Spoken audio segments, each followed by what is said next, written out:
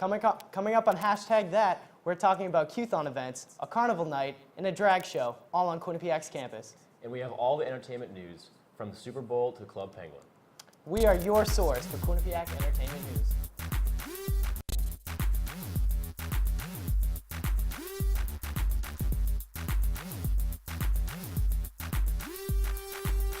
Welcome to Hashtag That. I'm Colin Ronan. And I'm John McMahon. Today we are joined by Alex O'Brien, one of the executive directors of Q-thon. There have been a lot of events for Q-thon and many more in the future. Can you tell us a little more about the events that you've held? Yeah, so actually upcoming, on February 20th, we have our annual FTK night, which is where we're going to be revealing our morale dance for the first time. And then March 1st is our push day, so we're going to be pushing to raise $25,000 in that day for Connecticut children. Now, Q-thon is growing every year. How do you hope to keep this trend going? So we really hope to just engage more and more people every single year to fundraise for us. So we always say that once you come to Q-thon or once you come to Dance Marathon, you're going to fall in love with it. So we hope that by getting just the most amount of people as possible involved every year, that trend will continue to grow. And then as people talk to their friends or talk to their roommates, they'll get even more people engaged with our cause. How can students get involved right now? So if you want to get involved with our Dance Marathon, you can actually just go on our Facebook page and click on the Sign Up Now button, and it takes you to our website where you can register as a dancer. Or if you want to be even more involved, if you go on our DUQU page, you can register to be a part of the volunteer committee, so you can actually help out the night of still too. And I know the actual day of dance is coming up in a little bit farther future. Yes. What's coming up more towards in the coming weeks and stuff like that? So for the next week, geared towards Valentine's Day, we have a rose sale going on. So we're going to be tabling Student Center all week, so you can buy a rose and then have it delivered on Valentine's Day. And then also we're having a fundraiser at Buffalo Wild Wings on Wednesday, and just a whole host of other things going on. All right, Alex, thank you so much. Thank you. All right, the Bridgeport Sound Tigers faced against the Rochester Americans last Friday, and all the proceeds actually went to Q-thon, Quinnipiac's dance marathon, for the event. Q-thon tabled to sell tickets for $25, a discount the usual $39 for the game. Q-thon hosts events throughout the academic year, all leading up to the day of the event. March 25th, where students spend the day dancing to raise money for Connecticut Children's Medical Center, or CCMC. If you don't miss out on the event, don't fret. Q-thon is selling roses, just like our friend Alex just said, for one for $3 and two for $5. So get that, get that special someone before they run out. Sunday night was an exciting one for Patriots fans as they tied the Super Bowl going into overtime and ended up winning the game. Many students gathered together with friends and ordered food to watch this exciting event. Once it was over, many Quinnipiac students went to the Bobcat to celebrate. All together to join forces for this exciting victory. With a lot of happiness all around, students played football and celebrated the win. QU After Dark hosted Carnival Night this Sunday, bringing amusement and festivities to the Student Center Plaza. Activities included sand and crayon art, marble paintings, and airbrush tattoos. If that wasn't enough to persuade you to attend, certainly the popcorn and cotton candy should have. If you missed this event, don't worry. QU After Dark has some more events in the near future, including an off-campus showing of 50 Shades Darker, coming up this Friday. Last Friday, Quinnipiac's Gender and Sexual Alliance Club, or GSA, had a comedian and cover singer, Miss Sherry Vine, perform at their annual drag show in Buckman Theater at 7 p.m. The event offered free food and entry, and a lot of laughs. Montage Writers Series held their first open mic night of the semester this Monday as students took the stage to share songs, poems, and art to their peers. Those in the audience had the opportunity to win prizes just for showing up, as well as free Panera to munch on while enjoying the experience. Montage periodically holds open mic nights throughout the semester, so if you missed this one, don't worry, there'll certainly be more to come. And now we have Chris with trending topics. Our first trending topic, because no matter what you are interested in, pretty much everyone watches this game. Twitter has been on fire during this game, with people talking about the game itself, the not-so-funny commercials that went on, the halftime show, and everything else people found. Everything was under a microscope during this game, and there had to be millions of tweets about the Super Bowl. As for the game, the New England Patriots defeated the Atlanta Falcons in their first ever overtime game in Super Bowl history. Now on to my next topic. It's Valentine's Day. Yes, it's that time of year again, and some people are taking a different twist to it, giving gifts this year. On Twitter, the hashtag Valentine's Day gifts for my ex was trending. And some tweets were funny and some tweets were clever. And one person would like to give her best wishes to her ex, but I knew there was going to be some bad ones. So yeah, I'll let you check those ones out. See how, because some bad people with their tweets, and with that hashtag, and let's just say some people were not nice, but some people were extremely creative with this one. And let's move on to our next topic, which was hashtag as drunk me would say. Yes, you heard that one right. I have no idea where this one came from, but I saw it trending this morning, and I thought it was fantastic. The answers were given for this hashtag have been all over the place, and they get better and better as you go further and further down the thread. The things people say when they are drunk range from sports to politics to even back to talking about their exes. But the best one I saw so far said hashtag as drunk me would say, the Falcons won. But trust me, there's so much more that you need to check out, and you will not be disappointed. So that's all the trending topics I got for you guys today. Send it back to you guys on the desk. We'll be talking about the Grammys, Club Penguin, and more. Don't go anywhere.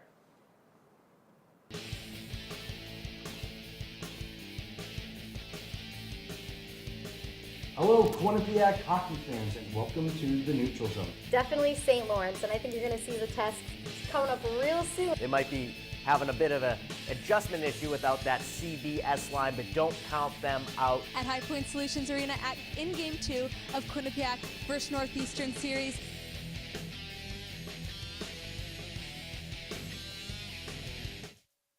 It's 9:30 Eastern, and you know what that means. Sports Pause is on the air. Ball played up the middle. Emmanuel with a little cheat off the pipe. Preseason just boils down to going after another national championship and not necessarily focusing on the one before. MJ, it is time for our favorite part of the show. It's the top 5 plays of the week, brought to you by B&B Deli, home of the Q-Dog. Let's talk about the first play you want to break down. Yeah, let's break it down right away. But the one name I'm going to throw out there is a freshman, Mika Maples. Coming up on hashtag that.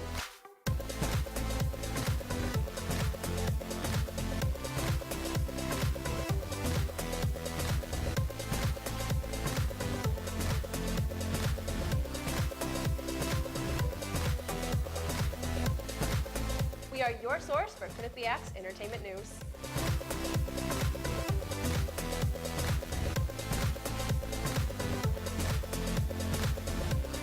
Coming up on Bobcat Breakdown. Coming up on Bobcat Breakdown. And welcome into Studio 125. So what? So what? If you score 40 points in a basketball game, we all know you play Quinnipiac Intramurals. We all know you love to shoot the rock. Well, if you think that's the most ridiculous thing you've ever heard, what I'm about to say, I guess, is going to be pretty ridiculous in your book. But I'm going to say, yes, there is a controversy.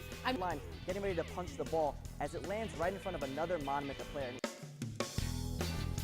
There is a lot of talk about the Super Bowl and many more celebrity news. Brooke has it all with this week's ENUs. Brooke?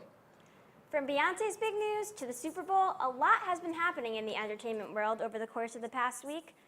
Last Wednesday, Beyonce revealed that she is once again pregnant, but this time with twins. Many people were shocked after she posted a picture on Instagram wearing just a bra and underwear to show her new baby bump could clearly be seen. This will be Jay-Z's and Beyonce's second and third children together. Blue Ivy can look forward to having 2 younger siblings. Beyonce is supposed to be headlining Coachella in April, but it is still unclear whether or not she will be able to perform that far into her pregnancy. Taking after Oprah, Kim Kardashian has decided to start a new book club for her fans. Her social media accounts are making it fast and easy for people to join the club. One of Kim's favorite books, titled Embraced by the Light, is the first book they will be reading. She's planning to host her meetings on her app. People can read the books on Kindles or iPads. Twitter offered to help out, so we will see if Kim takes up their offer. And finally, the 51st Super Bowl is now in the books. Aside from the great game between the New England Patriots and the Atlanta Falcons, the entertainment really drew the audience's attention. In Philippa Sue, Renee Elise Goldsberry, and Jasmine Cephas-Jones, the Schuyler sisters, from the Tony Award-winning Broadway show Hamilton, kicked the night off by performing their rendition of America the Beautiful. Besides delivering a beautifully harmonized patriotic song, they added a little bit to the lyrics by singing "And crown thy good with brotherhood and sisterhood from sea to shining sea" to emphasize the controversy that is currently going on in our country. Successful country artist Luke Bryan wowed the audience with his singing of the national anthem. He was the first male artist to perform the national anthem at the Super Bowl since Billy Joel did 10 years ago. He chose to sing a cappella to give the song more emotional depth. Lady Gaga did not disappoint her fans with the halftime show. She began by singing a mashup of patriotic songs on the roof of the stadium. She then leaped onto the field while attached to a harness to continue her show. She must have some strong vocal cords to be able to sing while flying and running around. She sang very well and made good choices with the song she performed. The drone circling above her and the lighting made the performance near perfect. The commercials this year were slightly more disappointing than years past. Like always, most of them were for beer and cars. However, none of them really stuck out as being really that great. They did not seem to have as much emotional as commercials have had in the past. Overall, they were still interesting. The entertainment in this year's Super Bowl certainly did not fall short of many of our expectations. That's all I have for this week's entertainment news updates. Now back to John and Colin. Well, it is truly an end of an era, as news of the popular MMO online game Club Penguin is shutting down its servers in the spring. According to an announcement on its current website, Club Penguin, quote, will be transitioning to an entirely new platform, and we've made the decision to discontinue the current Club Penguin game on desktop and mobile devices on March 29th, 2017, unquote. But before all you penguins break down and cry, the current Club Penguin website will be hosting an online party for all current users on February 1st. Club Penguin plans to transition from a desktop online game to mobile platform to smartphones and tablets, and hopes the members of the Club Penguin community continue to play as they have in the past 11 years. So Colin, with the end of Club Penguin, what were some classic computer games that you played as a kid? Well, I don't know if a lot of people agree with this, but I was a big Tamagotchi guy. I loved having that little handheld pet. I'm pretty sure the only reason I ever got one for Christmas is because my mom didn't want me to have a real pet. So I got a Tamagotchi to take care of, and you know what? Still play with it every once in a while. It's in my room somewhere. It's all fad, I'm telling you. Best days ever was when we go to the library, mom's picking out magazines, you hop in the computer, see some Freddy Fish going, you go around, collect some shells with your other best friend Fish, all around great time. You know what? I've never even heard of that game, so it couldn't have been that good. It's a little bit of low blow. I feel like we can both agree that Webkins were a timeless classic in a Absolutely. child's life. I didn't have an account myself. I was a little too embarrassed to. Greatest marketing scheme by Webkins, by the way, to have kids buy these stuffed animals. I mean, Absolutely. Mine are probably are Absolutely. dead, but I myself was too afraid to actually be seen with a stuffed animal, so I snuck onto my sister's account to play the games. But you know what? I still have good memories making pizzas and all that stuff. Great dress time. them up, yeah. I said. Valentine's Day is right around the corner. Alex Taglieri has some ideas where you can take your date to dinner on this special day. Let's take a look. Thanks, guys. Valentine's Day is a week away, so it's time to think about where you should take your date. It's a day that only comes around once a year, so it's important that you put a lot of thought into making the day something to remember. Here are my picks for the best Valentine's dates. First up, Eli's on Whitney is a great, reliable place to go out for Valentine's Day dinner. The menu has something for everyone from pizza, pasta, and salad. And if your date is boring, make sure to sit near the bar over here so you can drown them out by watching whatever game is on TV. But if Eli's isn't within your budget, another option would be the Subway located inside of Walmart in the Hamden Shopping Plaza. It shows your date that you're frugal and don't make irresponsible decisions with your money. Plus, if you forget something important like breath mints or your shirt, you could always walk on over to the clothing department and pick up whatever you need at prices that can't be beat. But if you can't get off campus, then the atmosphere in Mondo's is perfect for a romantic date. Just bring a white sheet to act as a tablecloth and a battery-powered candle, since real candles are off limits at school. And to show your date that you really care, I advise using QCash instead of meal plan money. It will really prove your commitment to that special someone. Next up is a date that caters to people who like adventure. I recommend taking your date on a tour of one of the many prisons or correctional facilities nearby. It's a good way to put your life into perspective and be thankful for your freedom. As you can see, there are tons nearby, and it also sends a subtle message that your date is locked up within your heart. A timely date is going scuba diving. Taking the polar plunge with the one you love is the ultimate bonding experience. The near-death experience will be unforgettable and give you something to talk about forever. Bring some ice skates along and you might even be able to go on the ice if the temperature is cold enough. And lastly, for the young at heart, the ideal date location would be the McDonald's Play Place. It will make you feel wistful for the good old days and also bring out you and your date's playful sides. If it's a first date, McDonald's also holds parties at the play places, so you could turn it into a group date to ease any tension and make it less uncomfortable. In all seriousness, if you're with the right person, it won't matter where or how you spend the most romantic day of the year. Happy Valentine's Day, and back to Cullen and John at the desk. There are many funny videos all over the internet. Some are just too funny you can't help but laugh. Josh Silverman and Drew Feinberg attempt to try the Not to Laugh challenge. The goal is to not laugh while watching these funny videos. Let's see how they did. Hello, hashtag. Drew Feinberg here with my buddy Josh Silverman here to do the Try Not to Laugh challenge. It's going to be tough. I don't know. We laugh a lot anyway, so let's get started. Oh, geez. How'd that feel? Nah, I'm good. I'm perfect. That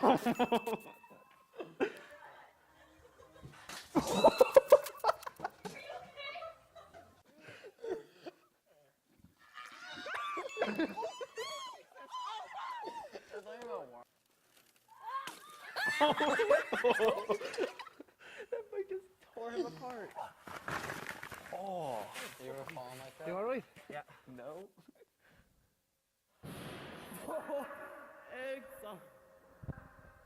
Why would I laugh at that? Keith, get out! I think she meant to do that. There's no way you can. Kirk, you hungry? Yeah, I could totally use some salad.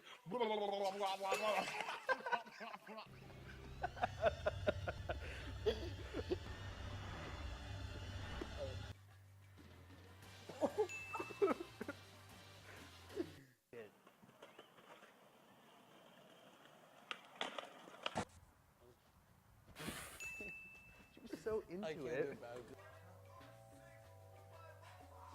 Oh my god. That's a good song. Oh, this is kind of cute. This kind of funny. Oh. Thoughts? I thought more would make me laugh, if I'm being honest.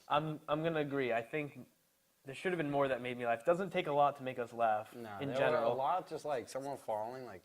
It happens. It happens to me constantly. And I usually laugh at myself, so.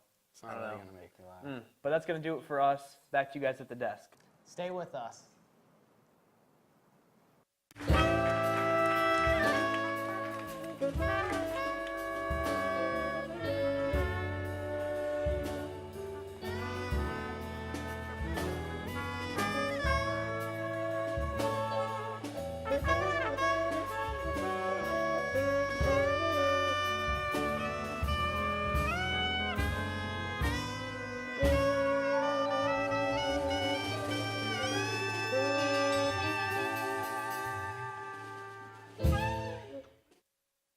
Coming up on Bobcat Breakdown. Coming up on Bobcat Breakdown. And welcome into Studio 125. So what?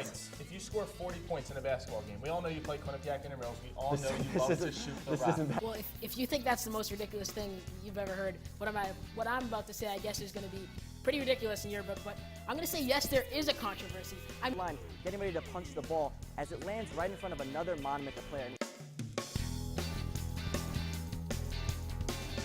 Coming up. Coming up. Coming up. Coming up on hashtag that.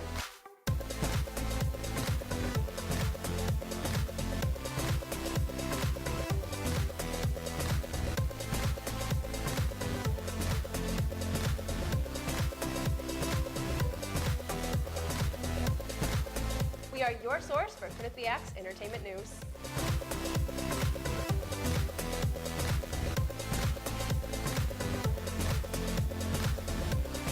Some people say the best part of the Super Bowl is the halftime show. So Cullen and I are going to debate who we think have been the best performers so far.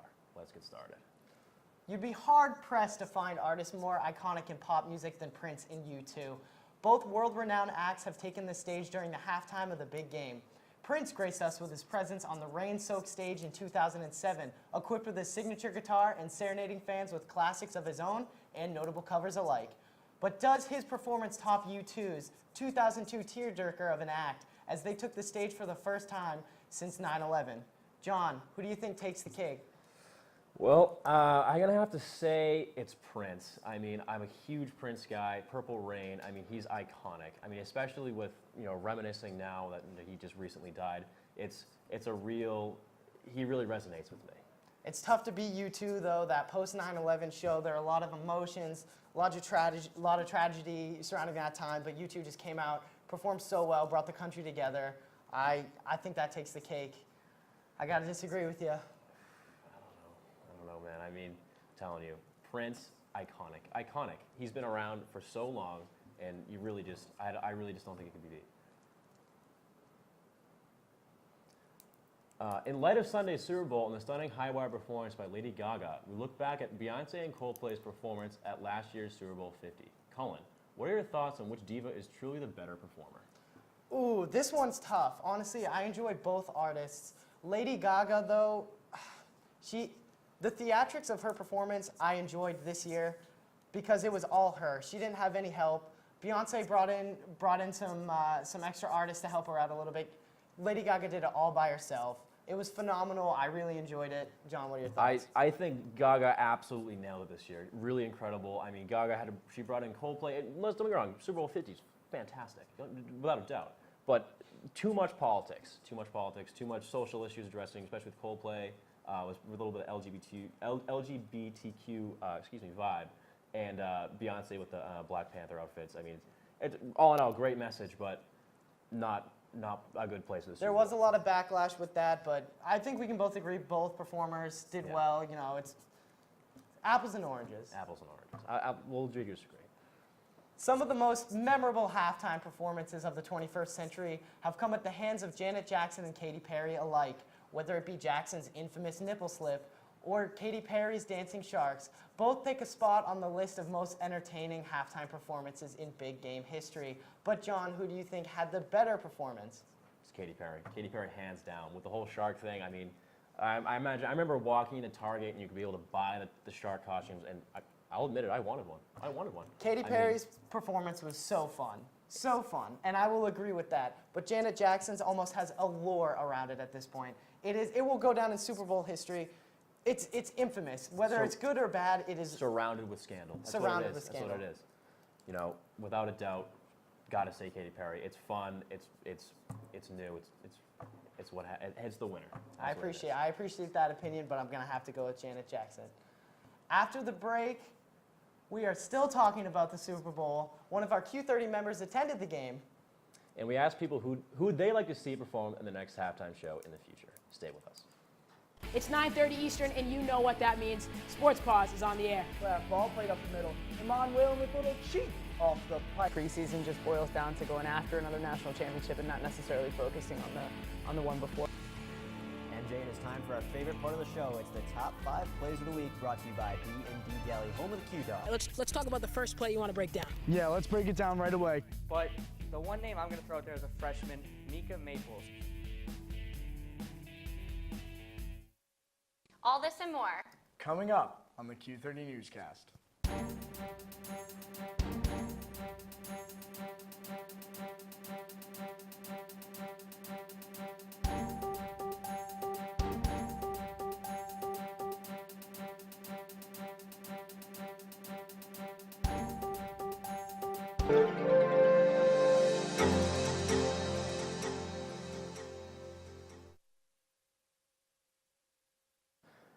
Q30's very own Shanna McCarson traveled to Houston, Texas to attend the Super Bowl and watch history in the making. Let's take a look at all the fun in this week's Snapchat That.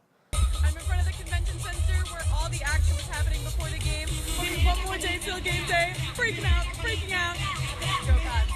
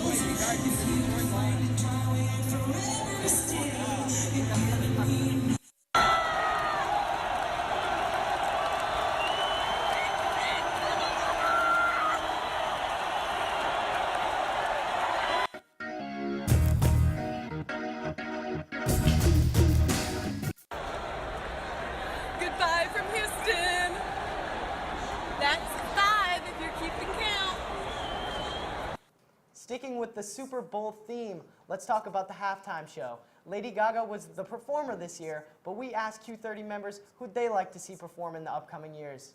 Let's take a look at what they had to say. Hey hashtag, it's Carrie back again this week to tell you who I think would be my ideal performance at the Super Bowl, and that is by far my favorite artist in the whole world, Rihanna. It will be my absolute dream come true to see her perform one day in the Super Bowl, and hopefully maybe I'll be there for it, no matter who's playing. Hopefully the Panthers, because I love Cam Newton too. So definitely Rihanna. Alright, this is Mike Ioza from Newscast, and my ideal halftime performance would have to be Drake. Alright, this guy pumps everybody up. That's what you need if your team is losing. You get the good feeling, you get the spirit, he will pump everybody up. Kyle Lavasser reporting here from the stairwell.